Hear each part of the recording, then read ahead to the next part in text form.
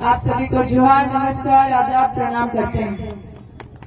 साथियों, आज मंत्री जी को लेके आए हैं क्योंकि सरकार में रह के हमारे माननीय मंत्री जी इस क्षेत्र की जो समस्या है उससे अवगत हो।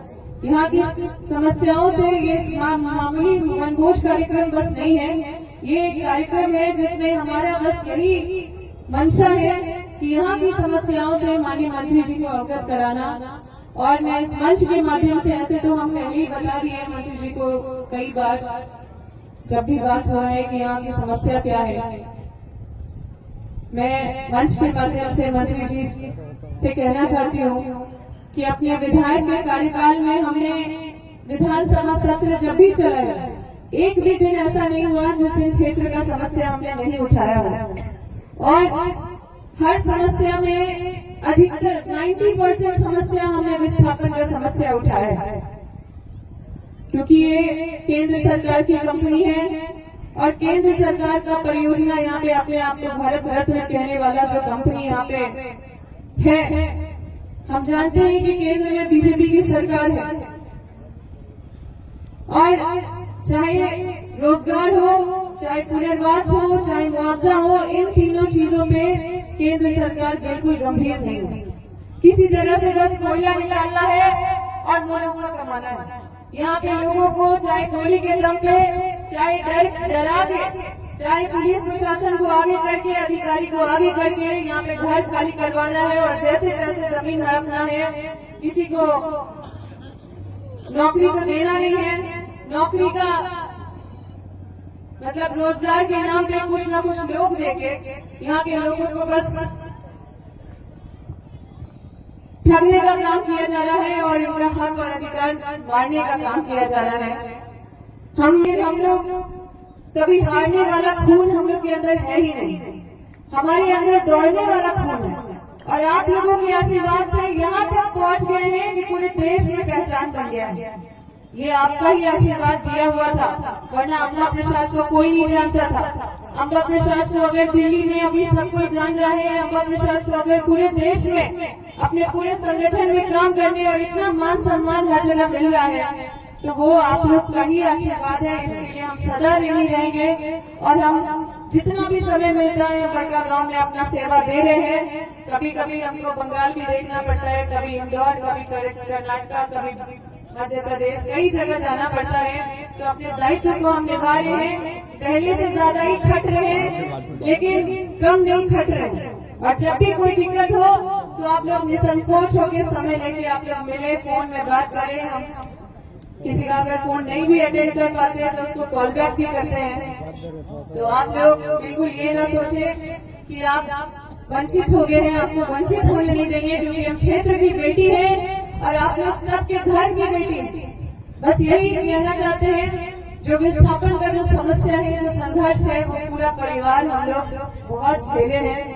ये दर्द महसूस करने वाला दर्द तभी होगा जब आप हमारे जगह पे रह के आप सोचेंगे, जहाँ पे माँ बाप 5-5 साल जेल में रह के आए हैं, अपना पूरा राजनीतिक करियर खत्म कर लिया, जहाँ पे वो चुनाव लड़ सकते थे, जहाँ पे अभी भी वो पूरी तरह से कर्मठ है, अभी भी वो प्रदेश अध्यक्ष और क्या क्या नहीं वो बन सकते थे, लेकिन उन्होंने सब चीज को दांव पे लगा के विस्थापितों के लिए लड़ाई लड़ी और आज हर चीज से दूर हो गए हैं। आज राजनीति से वो चुनाव लड़ने से दूर हो गए हैं। तो ये संघर्ष और ये कुर्बानी, ये बलिदान जो दिया है क्षेत्र की वजह से दिया है। हम तो पापा को कहते थे कि पापा आप इतना बड़ा बड़ा आंदोलन किए, हम विस्थापित क्षेत्र जाते हैं तो वहाँ पे सब हमसे बोलते हैं कि 15 साल में क्या किया। तो 15 साल में हम लोग कितना दर्द सहे हैं, हम लोग कोई राज नहीं किए हैं। अरे मेरे पिताजी जब पहली बार जब जीते तो इतना काम किए कि आज भी उनका काम बोलता है, आज भी। मेरी माँ जब जीती सब तो पीछे ही लग गए थे। आप जानते हैं पूर्व मंत्री श्री योगेंद्र साहब जैसे ही जीते वैसे ही मंत्री बने और इतने लोग पैर खींचने पे लगे रहे, उनको जेल में भी भेज दिए, बस आगे फिर जेल से निकले, फिर मेरी माँ भी जेल चली गई। आप लोग तो जानते हैं कि मेरी माँ को राजनीति से कोई मतलब नहीं, लेकिन उनको भी राजनीति में आना पड़ा, उनको भी ये सारा दर्द झेलना पड़ा। वो भी बेचारी 5 साल जेल में रही और उसके बाद हमको भी पढ़ाई छोड़ के आना पड़ा। हम कोई बेरोजगार नहीं बैठे हुए थे साथियों, हम अपना IAS का प्रीलिम्स क्वालिफाई कर लिए थे और मेरा क्वालिफिकेशन आप निकाल के देख लीजिए। हम किसी भी क्षेत्र में आज भी मेरा आत्मविश्वास है कि हम किसी भी क्षेत्र में हम अच्छा कर सकते हैं, क्योंकि हम मेहनती हैं। हम मेहनत करके हम जानते हैं कि बस मेहनत करना होता है और मेहनत हम क्षेत्र में भी करते थे, मेहनत हम एक स्टूडेंट एक विद्यार्थी के तौर पे भी करते थे। लेकिन जब हमको आप लोगों ने दायित्व दिया तो हम यहाँ पे अपने पूरा खून पसीना लगाए और क्षेत्र को सींचने में लगे। जितने भी विधायक रहे मेरे कार्यकाल में, सबसे ज्यादा घूमने वाली विधायक क्षेत्र में, सबसे ज्यादा विकास का योजना क्षेत्र में लाने वाली विधायक के नाम से जाना जाता था। लेकिन अपनी कमी को अभी भी ढूंढ रहे हैं और जो भी कमी मेरे से हुआ है उसको हम दूर करेंगे, क्योंकि हम लोग आप लोग के हैं और आप लोग मेरे हैं। हम लोग अलग हो नहीं सकते हैं और हम लोग को इतिहास लिखना है। हम लोग यहाँ पे विधायक बनने नहीं आए, हम लोग इतिहास लिखने आए हैं। और यहाँ पे क्योंकि मंत्री जी हैं, मैं चाहूंगी मंत्री जी 2 मिनट आप इस क्षेत्र की समस्या को से अवगत हो जाए। सबसे पहले तो आपको मैं बता देती हूँ कि रोजगार, पुनर्वास और मुआवजा, इस सबसे संबंधित कोई रुचि या कोई भी ध्यान न केंद्र सरकार को है न कंपनी को है। ये 3 सब्जेक्ट सबसे जरूरी है, रोजगार, पुनर्वास और मुआवजा। ये तीनों चीज और कुछ लोगों को अपने पक्ष में कुछ लालच देके उनको कर दिया जाता है कि आगे आप लोग को हमेशा देखते रहेंगे, जिसको कुछ पैसा दिया जाता है और बाद में जब काम बन जाता है तो उनको भी लात मार दिया जाता है।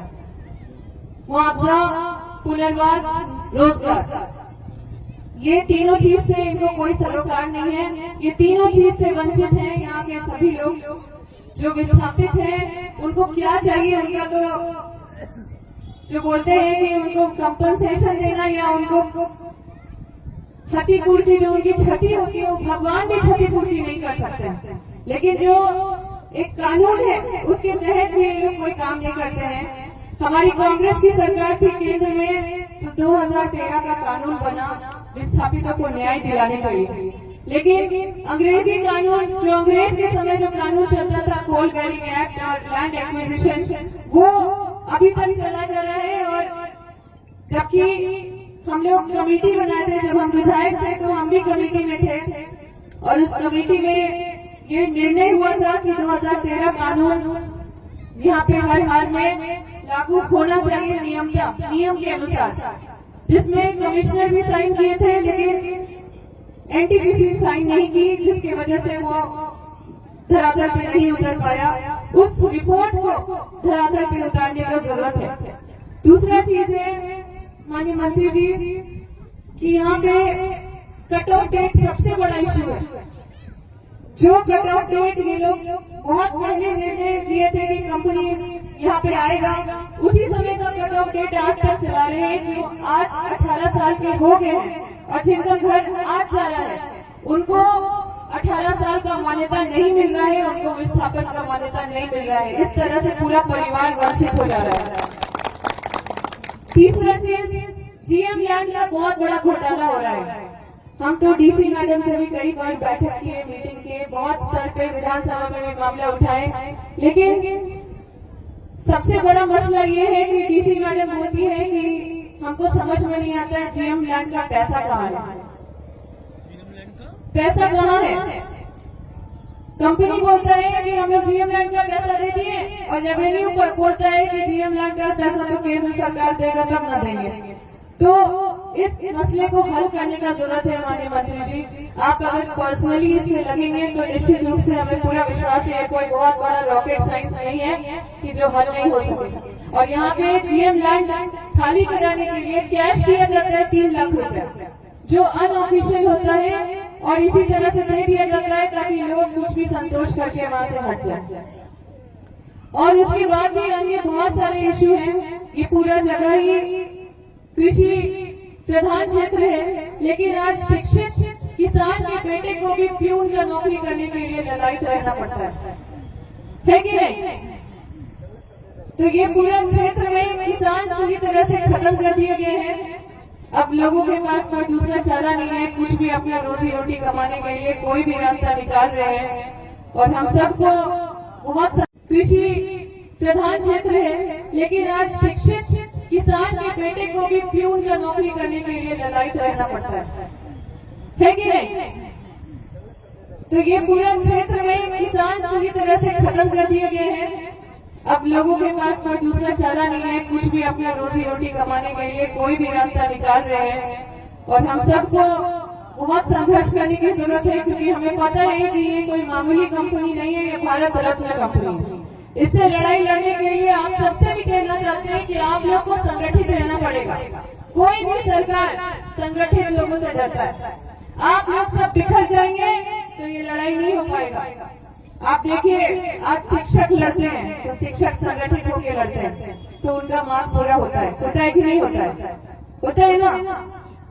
आज कोई भी आज आंगनबाड़ी सेविका दीदी लोग लड़ती है, पूरा संगठित होकर लड़ती है ना। झारखंड का ही हम उदाहरण दे रहे हैं। तो संगठित होकर लड़ती है तो उनका मांग पूरा होता है। आज आपके जैसे लाखों नहीं करोड़ों लोग हैं जो पूरा दंश झेल रहे हैं। अगर आज आप लोग लड़ेंगे तो वो करोड़ लोग को भी फायदा होगा। यही सोच के साथ हम लोग सब संगठित हो, ताकि ये लड़ाई में हक और अधिकार विस्थापितों का सब लोग सुनिश्चित कर पाए और ये लड़ाई में सबकी जीत हो सके। हम आपके साथ हैं इस लड़ाई में, और हम लोग इस लड़ाई को दिल्ली तक आवाज पहुंचाना चाहते हैं। और ये लड़ाई कोई मामूली लड़ाई नहीं है, ये लड़ाई ऐसी लड़ाई है। हमारा तो पूरे झारखंड में हमको लगता है कि 50% से ज्यादा लोग, जितना पॉपुलेशन है, कहीं माइका का विस्थापन हो रहा है, इससे माइका से विस्थापित हो रहे हैं लोग, कहीं कोयला से विस्थापित हो रहे हैं, कई तरह के माइंस और मिनरल्स खोले जा रहे हैं पूरे झारखंड में, लेकिन सब जगह विस्थापितों के साथ यही हो रहा है। और हम लोग का लड़ाई यहाँ से जारी होगा, और हम लोग इस लड़ाई को हर हाल में जब तक नहीं जीतेंगे तब तक संघर्ष करते रहेंगे। ये मेरा संकल्प है आप लोगों से, ये मेरा वादा है आप लोगों से। और मैं माननीय मंत्री जी को इस क्षेत्र से अवगत कराने के लिए लाई हूँ। निश्चित रूप से माननीय मंत्री जी जरूर कुछ ऐतिहासिक काम करेंगे, ये हमको पूरा भरोसा और विश्वास है। हम बहुत ज्यादा कुछ नहीं बोलेंगे, यही बोल के अपनी वाणी को विराम करते हैं।